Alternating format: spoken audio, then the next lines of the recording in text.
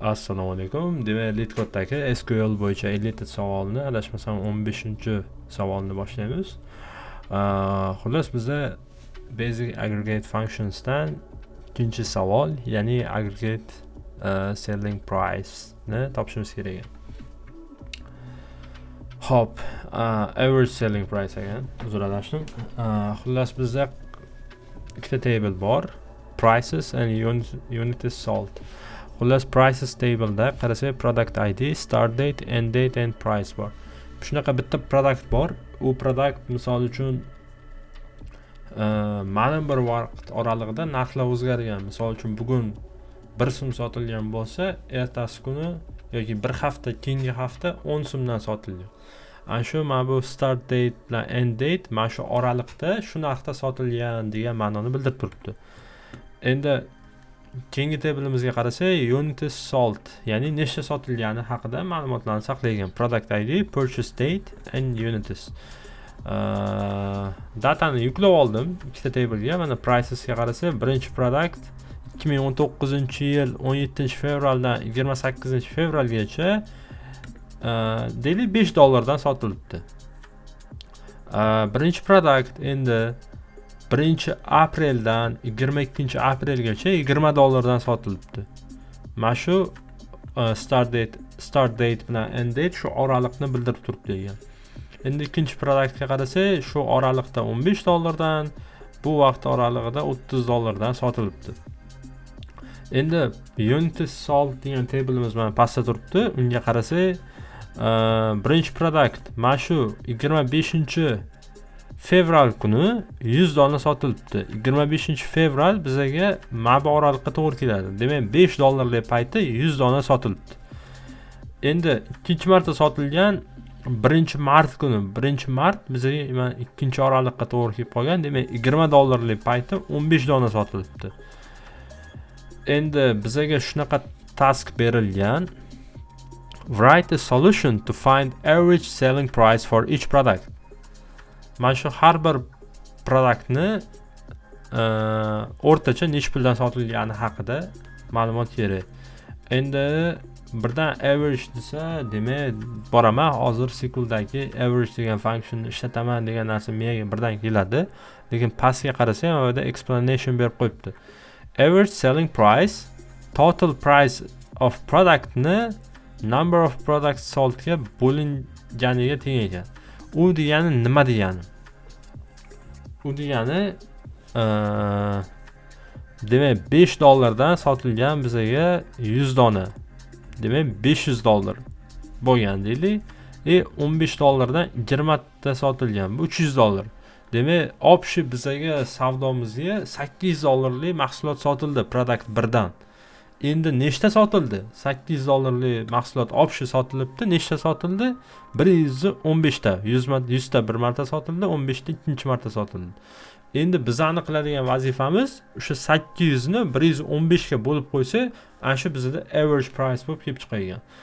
Qarasak, misol uchun 800 ni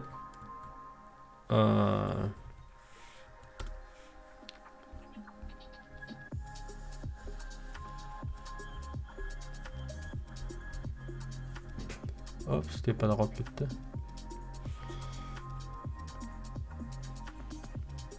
Tak.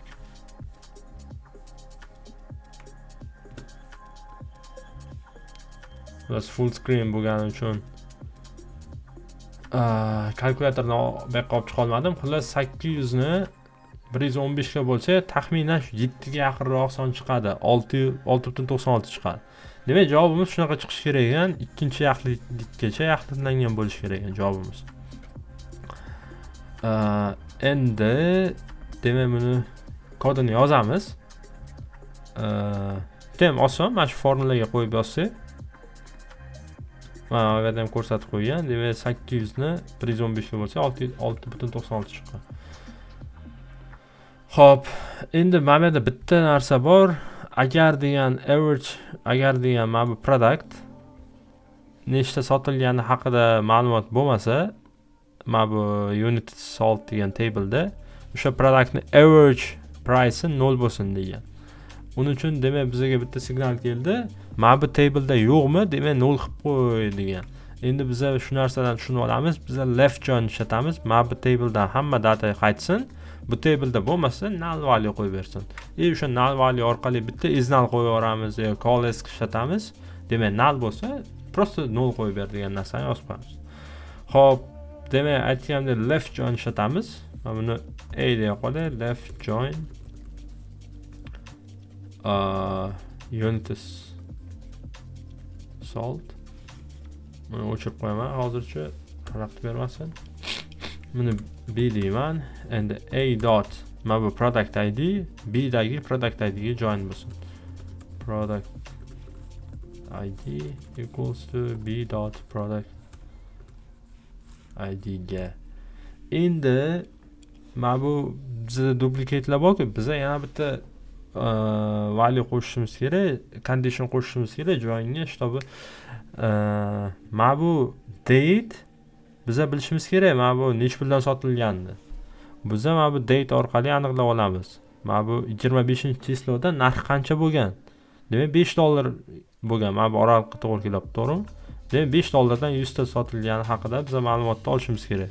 Uning uchun endi ham bitta condition qo'shamiz. And mana bu unit sold degan tabledagi purchase date mana bu start date bilan end date o'rtasida bo'lsa, o'sha narxni olishimiz kerak. Demak, shunaqa yozamiz. b dot purchase date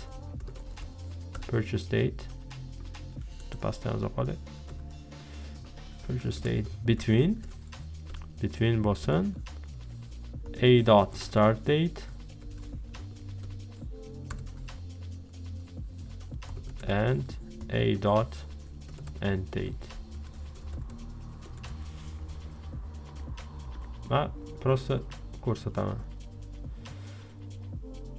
Tak, 29-layinda a dan keyin xatolik ketilyapti.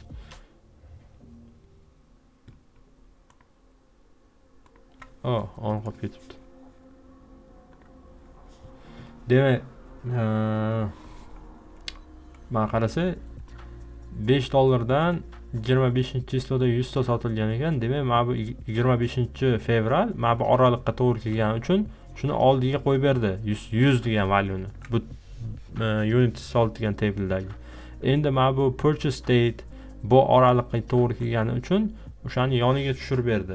Demak, biza mana bu b table'imizdagi purchase date mana bu oraliqqa bormi yo'qmi shu orqali condition qo'yib, agar bo'lsa o'shani yoniga valyuni tushirib oldik.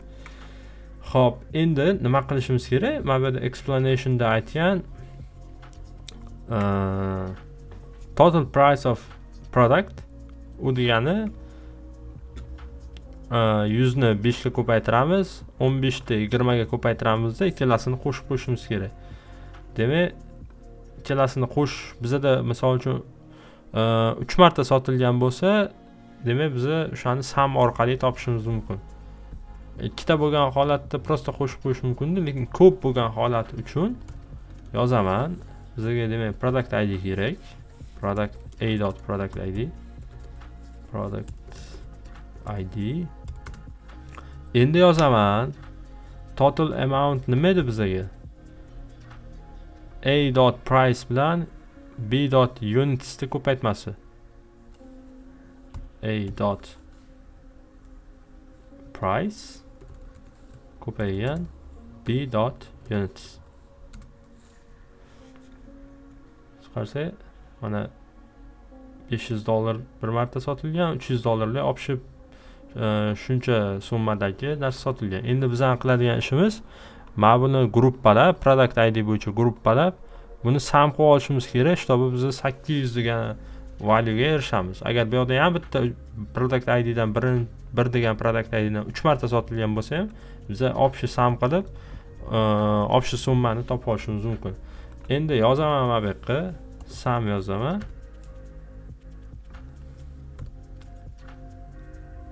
Da gruppalayman. Group by a.product id. Demak, mana birinchi produktdan общий $800 sotilgan ekan, ikkinchi produktdan $3900. Endi biz har bir produktni narxi average o'rtacha nechi pulligini topishimiz uchun mana bu yerda yozib qo'ygan, mana number of products sold degan. U degani mana buni har bir product ID bo'yicha gruppalab prosta sum qilib qo'yish kerak mana bu ikkalasini. Demak 115 ta sotilgan birinchi produkt bo'yicha. Demak product ID bo'yicha biz allaqachon gruppaladik. Bo'lamiz sum qilishimiz kerak. b.units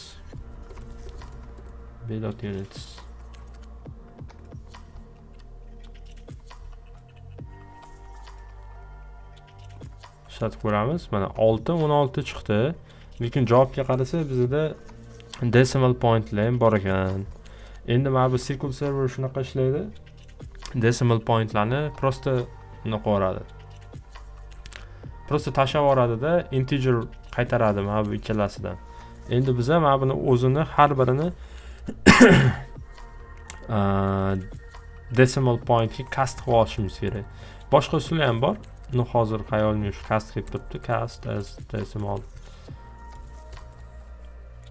18 ga 2 yozib qo'ydik. Buni ham cast qilib olishimiz kerak. Bu degani o'sha butun songa o'zgartiradi. Oxiriga nuqta qo'yib 00 yozib qo'yadi. O'shani hisobiga float o'tadi. Bo'lmasa prosta float yozib qo'yamiz. Float ham o'sha butun raqam degan decimal degandan ko'ra. No decimal tursin. Decimal.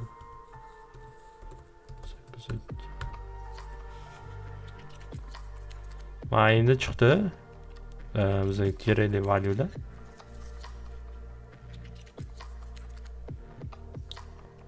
Endi nima qilamiz?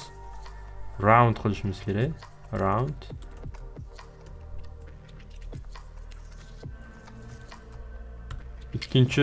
Bizga ikkinchi yaxlitgacha round qilgan.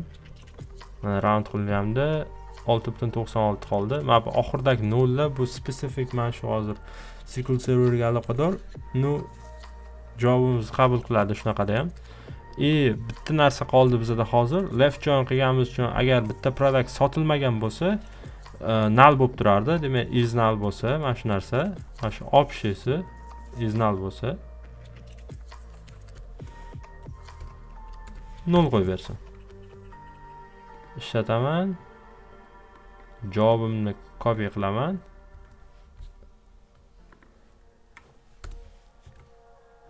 Faqat mana bunga average price degan alisini ham berishim kerak.